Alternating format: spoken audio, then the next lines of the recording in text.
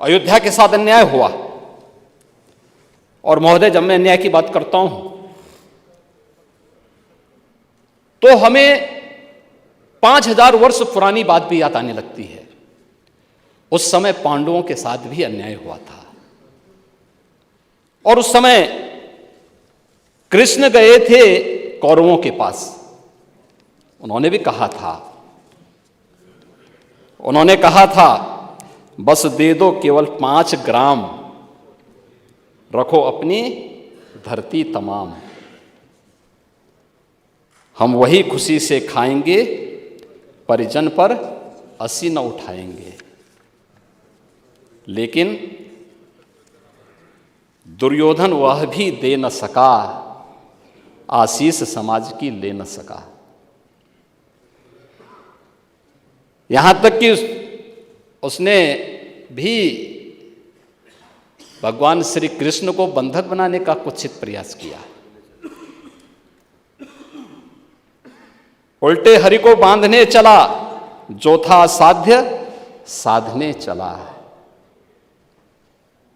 यही तो हुआ था। यही तो हुआ था अयोध्या के साथ, और यही हुआ काशी के साथ, और यही हुआ था मथुरा के साथ भी। हमने यही तो कहा। उस समय 5 गांव मांगे थे। भाई, भगवान कृष्ण ने तो पहले कहा, जब वो समझौता कराने के लिए गए थे, महाभारत का युद्ध टालने के लिए गए थे, कि भाई देना हो तो आधा दो, लेकिन इसमें भी यदि बाधा है तो दे दो केवल 5 ग्राम। लेकिन वो 5 गांव, लेकिन यहां तो इस समाज सैकड़ों वर्षों से यहां की आस्था केवल 3 के लिए बात कर रही है। 3 के लिए।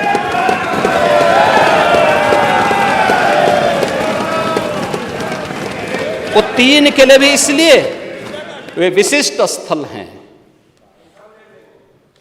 वे सामान्य नहीं हैं। ईश्वर की अवतरण की धरती है, असामान्य नहीं है। और असामान्य यानी उसको एक सामान्य स्तर पर नहीं मान सकते,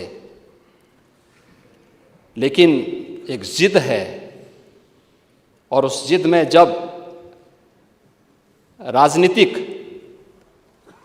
उसमें तड़का पड़ने लगता है और वोट बैंक बनाने की राजनीति होने लगती है, तो वहीं से फिर विवाद की स्थिति खड़ी होने लगती है।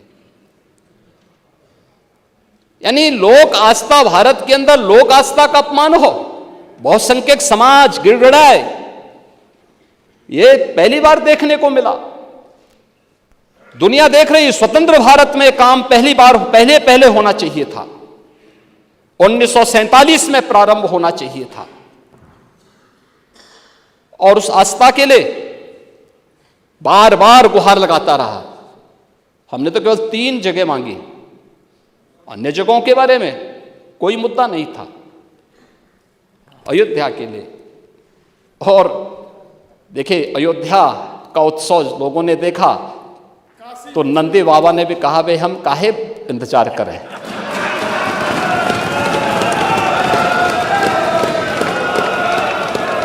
उन्होंने भी इंतजार किए बगैर रात्रि में बैरिकेड तोड़वा डाले।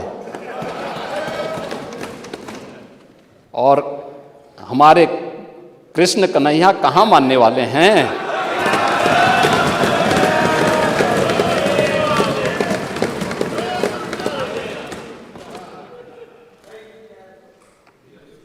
विदेशी आक्रांताओं ने केवल इस देश के अंदर धन दौलत ही नहीं लूटा था, इस देश की आस्था को भी रौंदने का काम किया था। दुर्भाग्य है, आजादी के बाद उन विदेशी आक्रांताओं को महिमामंडित करने के कुत्सित प्रयास हुए अपने वोट बैंक के लिए। अपने वोट बैंक के लिए भारत का हर नागरिक, मुझे बहुत अच्छा लगा।